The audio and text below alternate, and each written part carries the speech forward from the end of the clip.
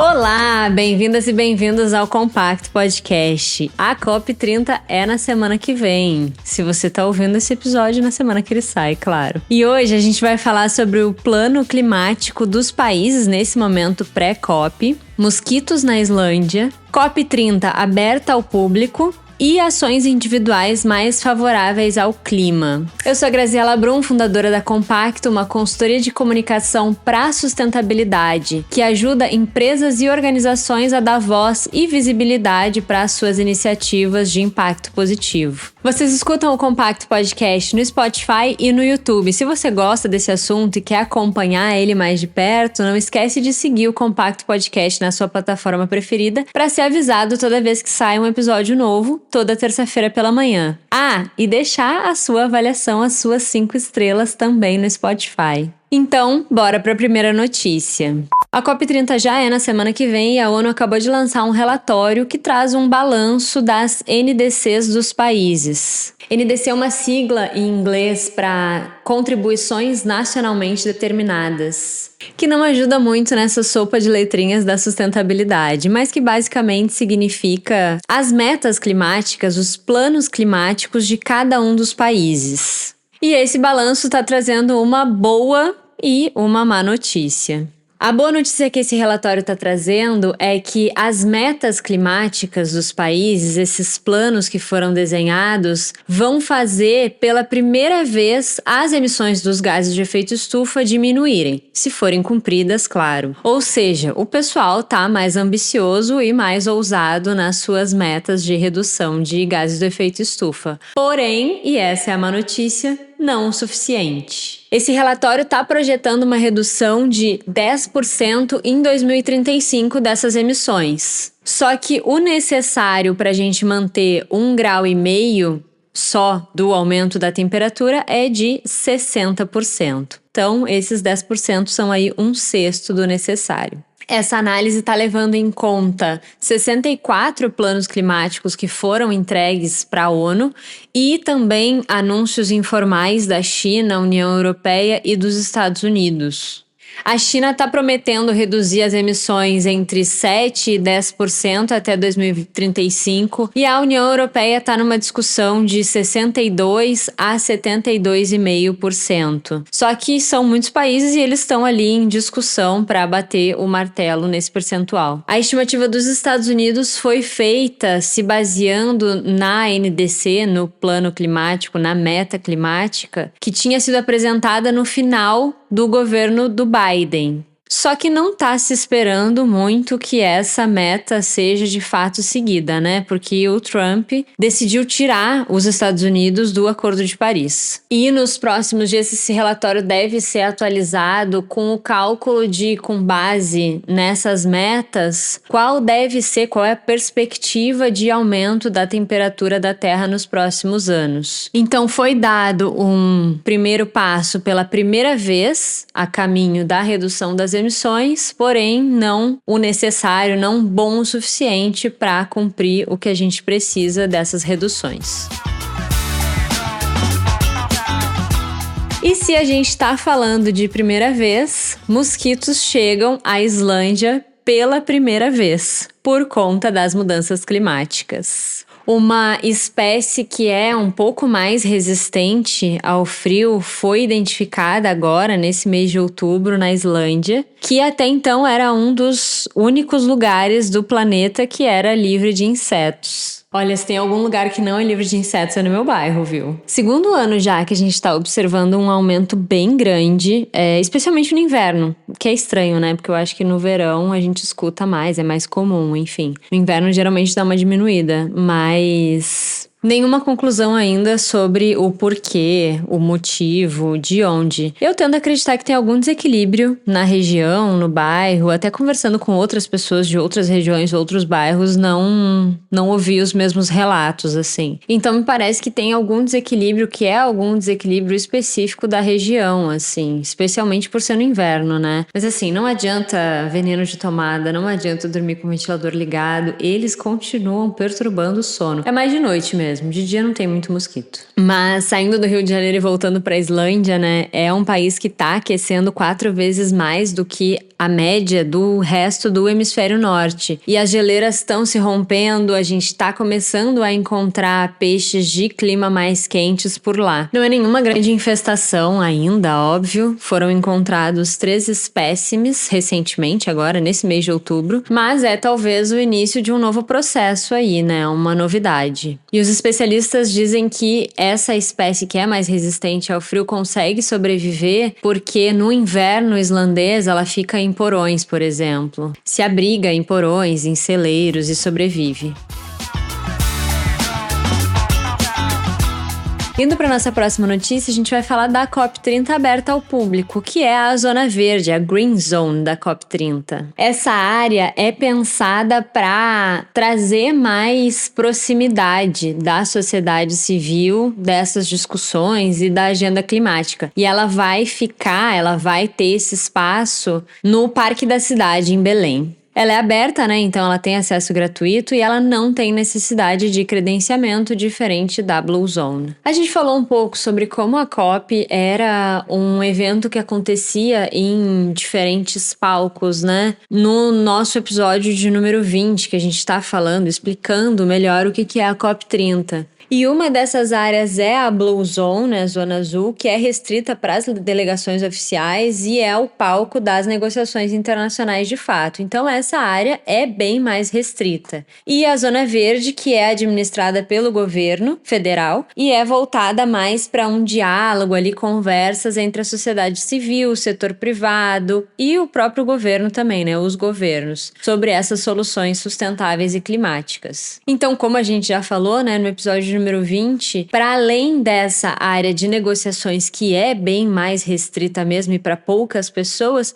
tem toda uma COP para além disso acontecendo na Zona Verde e na cidade como um todo. Essa Zona Verde, ela vai ter exposições, oficinas, debates, apresentações, instalações, shows também. A ideia é que seja esse ambiente de debate, dinâmica, troca e educativo também. E essa área vai acabar também deixando um legado da COP30 para a cidade de Belém. Quando ela foi inaugurada em junho desse ano, essa região, né, que é o Parque da Cidade, recebeu uma média de 700 mil visitantes em 2 meses. E ele tá reunindo, para além da COP, né, áreas esportivas, ciclovia, academia ao ar livre, pista de skate olímpica, parque aquático. Então tudo isso fica para a população de Belém para ser aproveitado também depois da COP30, né? Indo para nossa última notícia de hoje, a gente vai falar de 19 ações individuais que são mais favoráveis ao clima, de acordo com um relatório, uma pesquisa do WRI. Ele analisou algumas decisões do dia a dia, algumas decisões diárias que a gente toma e que reduzem mais as emissões do que outras. E as 2 primeiras do ranking, as 2 escolhas mais eficazes para o clima, estão ligadas ao transporte, a forma como a gente se desloca. A primeira delas é viver sem carro e a segunda é voar menos. Aí na ação de número 3, a gente vai para a energia, que é adotar energia renovável em casa. E para de número 4, a gente volta para o segmento de transportes, que é trocar o carro por um elétrico ou híbrido. Na quinta ação do ranking, a gente já troca de categoria e vai para a comida, para alimentação, que é adotar o veganismo. E na sexta, a gente volta para o transporte, que é usar bicicleta, caminhar ou usar transporte público. Eu vou parar nessas 6 aqui para não encher a cabeça de vocês de dados, mas vou disponibilizar os links na descrição do episódio, como sempre. Então, a gente está vendo aqui que dessas 6 primeiras, 4 estão ligadas ao transporte, uma à energia e uma à alimentação, a forma como a gente se alimenta. Olha, fazendo uma análise aqui pessoal, uma autoanálise, viver sem carro, vivo, voar menos, Acredito que sim, em comparação comigo mesma, né? Esse ano foi um ano que eu voei muito menos. Adotar energia renovável em casa, isso aqui ainda não rolou. Trocar carro, não tenho carro. Adotar o veganismo, eu já falei em outro episódio aqui, né? Acho que essa não vai dar pra mim, não. Essa não vai ser nessa vida que eu vou conseguir. Admiro, acho incrível. Inclusive, quando a gente pensa não só na saúde do planeta, mas na nossa saúde, né? Comer menos carne, ter uma alimentação mais baseada em plant-based, que fala, né? Comendo mais legumes e vegetais é melhor para nossa longevidade e para nossa saúde. Mas acho que para mim, enfim, apesar da admiração, acho que nessa vida não vai dar. Vamos ver, né? Quem sabe?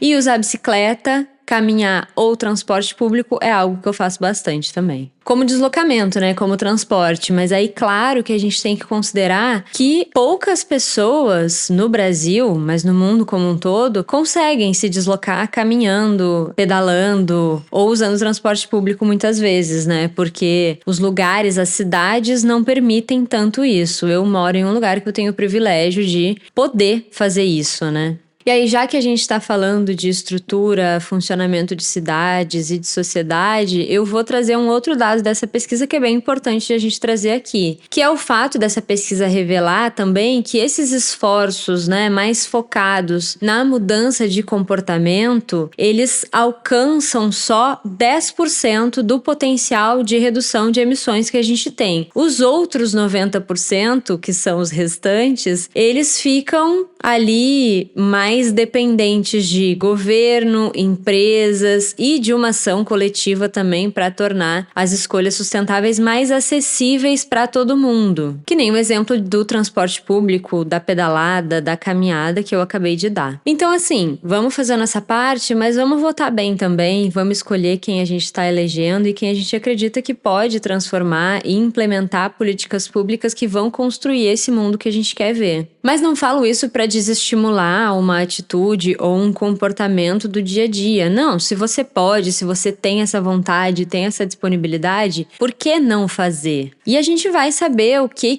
a gente consegue, o que a gente não consegue, aquela história de ir negociando com a gente mesmo, né? Eu mesma dei o exemplo da carne aqui hoje, né? Da dificuldade que eu teria em implementar uma alimentação vegana. Mas tem coisas que eu vou ter uma tendência mais natural e uma facilidade maior de aplicar no meu dia a dia. Então, por que não fazer isso, né? Beleza. Mas é importante a gente ter em mente que o impacto maior vem de uma mudança mais estrutural e mais sistêmica. E para isso, a gente precisa de políticas públicas e da revisão como a sociedade funciona de uma forma geral. Mas assim, como eu gosto de sempre trazer aqui, eu acho que eu já falei sobre isso algumas vezes, né? Essa conscientização individual ou essa conscientização coletiva, talvez seja a melhor forma de chamar, ela também é importante no sentido de que governos e empresas que a gente está vendo ali que são os verdadeiros